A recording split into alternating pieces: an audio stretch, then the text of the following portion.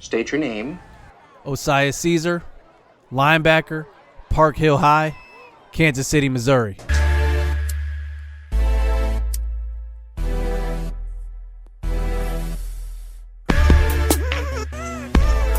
That's right. I thought you knew.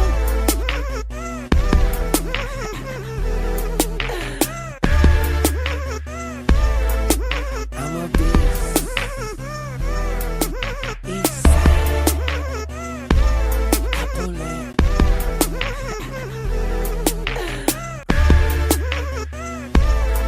That's right.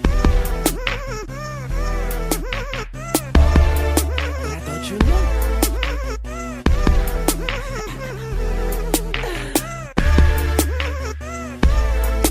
I'm a beast.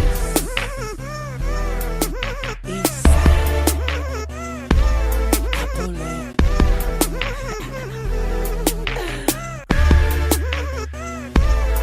That's right.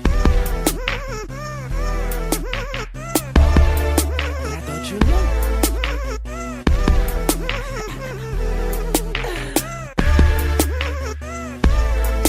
I'm a beast. East side. Appleland.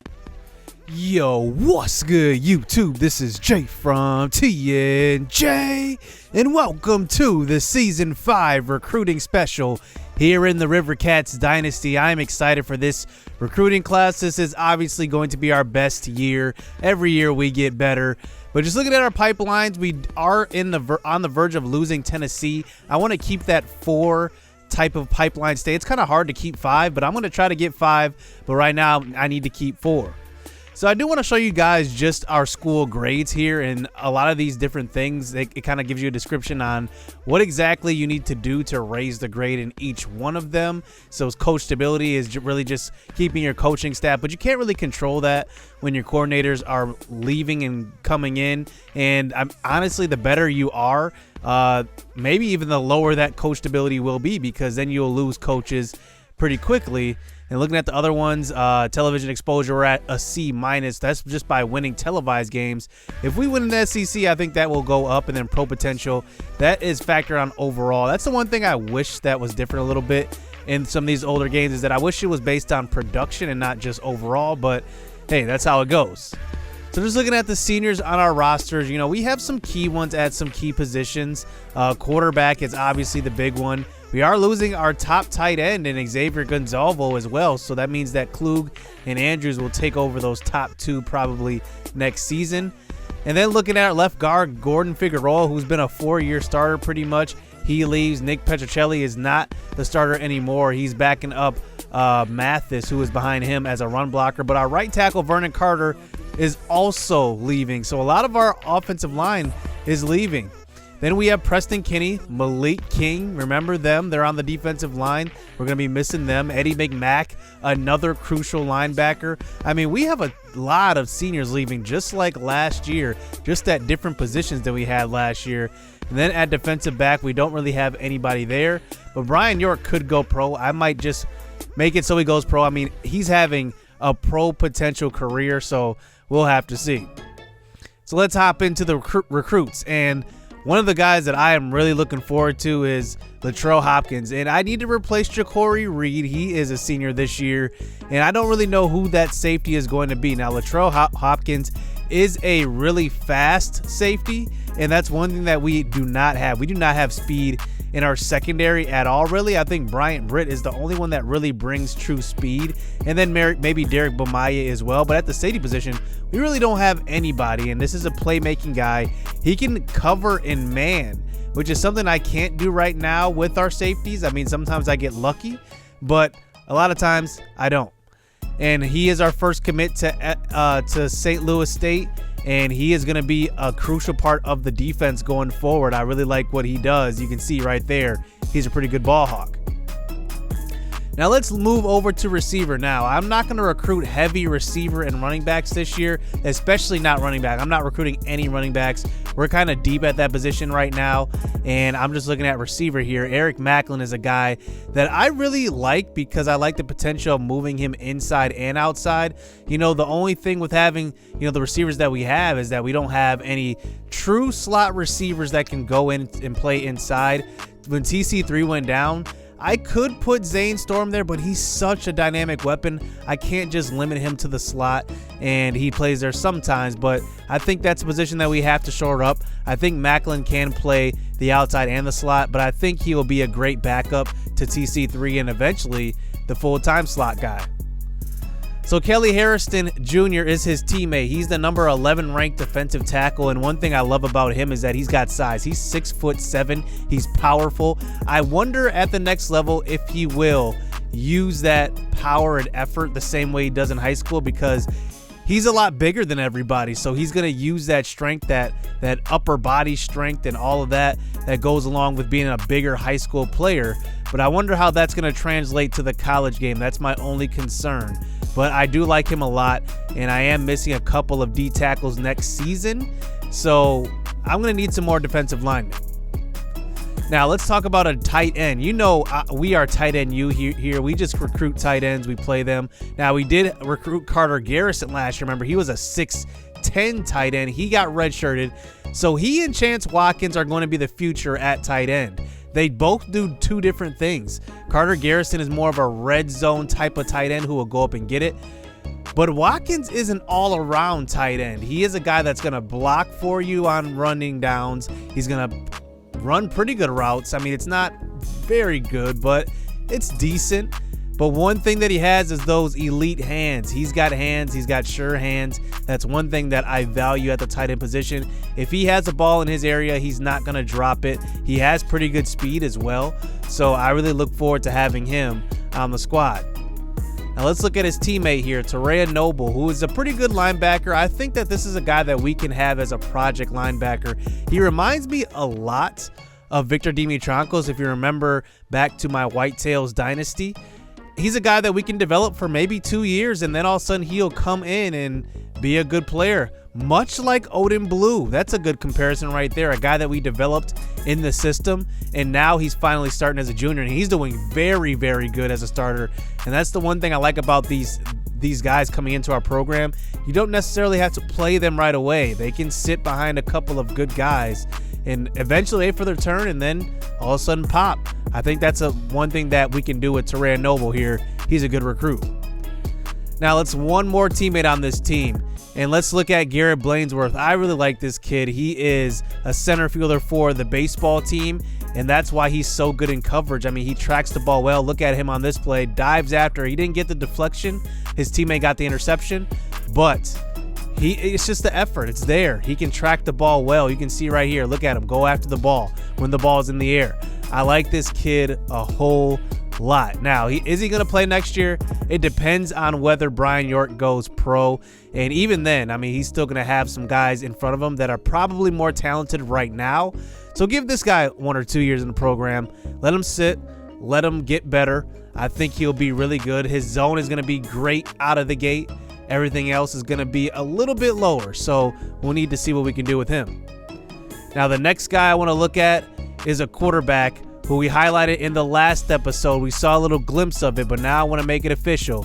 Let's check out Dunn Carmichael.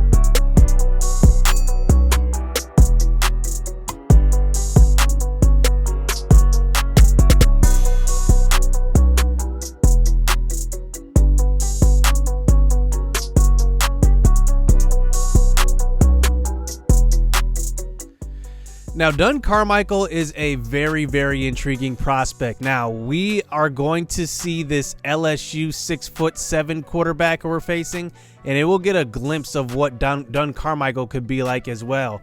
He has great size. He's a 3-star prospect, and I'm expecting him to come. He is a JUCO quarterback. This is the first year we're recruiting actively in the JUCO system, so we're going to look at a couple of guys here. The next guy we're going to look at here is actually Jack Edelman, related to Julian Edelman, and much like his relative here, because he did play quarterback, but also he can play receiver. So those quarterback clips were him this season. So that was this season. This was the previous season where he played receiver.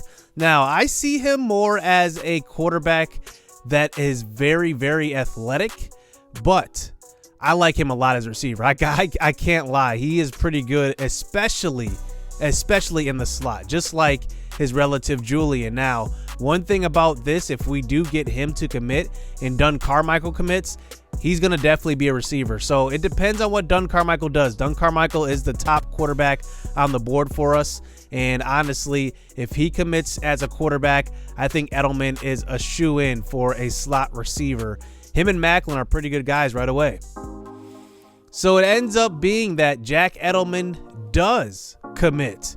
Okay, so that's good. That's a good sign right there. So at least we have a backup plan for if Dunn Carmichael does not commit. And then we also were recruiting a fullback in Drew Danielson.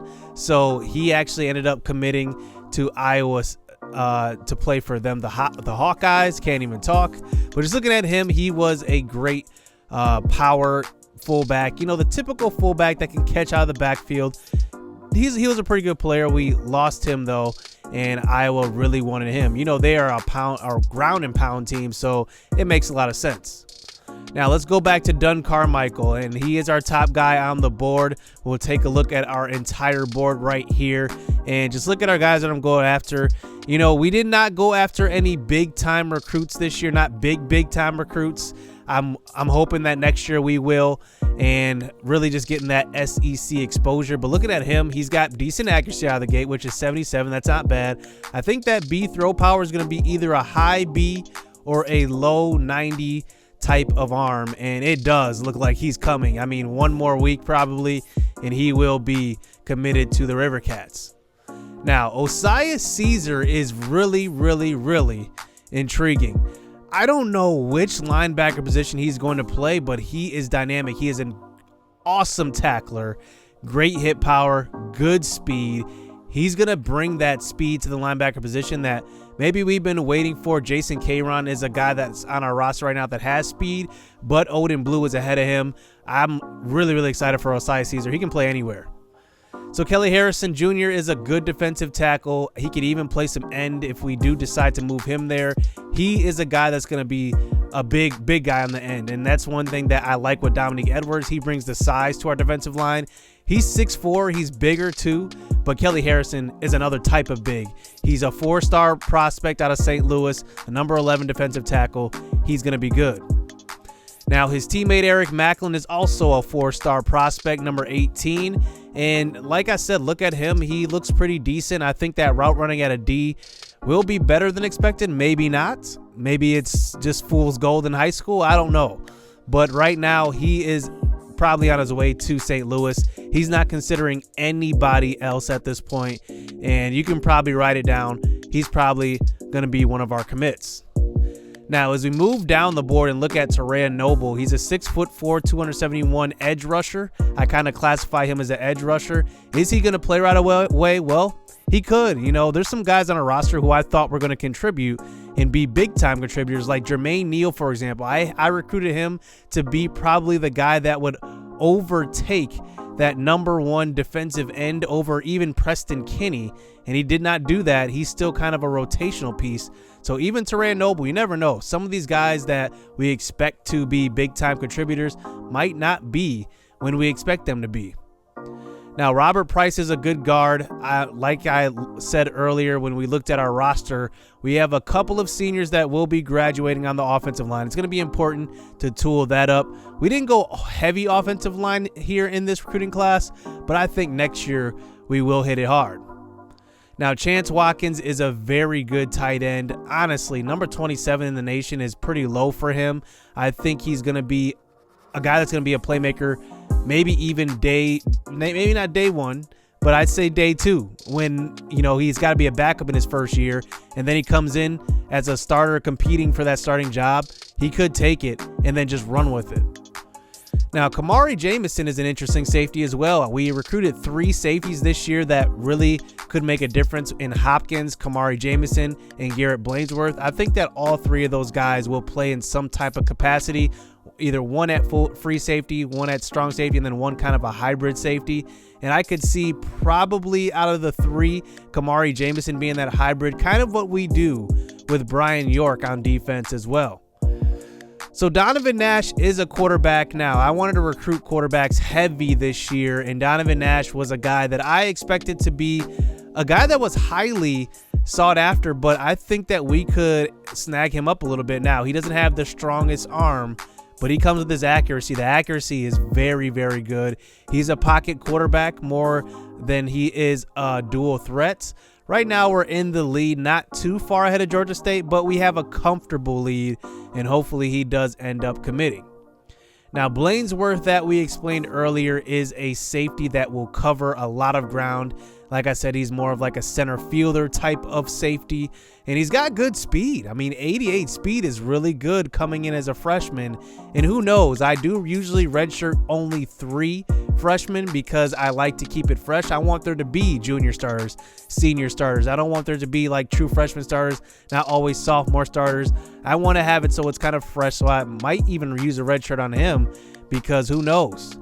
Now, Malik Tyree, cousin of Malcolm Tyree, is going to be another receiver we will recruit. Now, I don't know if we will get him, though, because we're not actively going too hard at him. We do put 345 on him, but that will equal about 500 total, just about.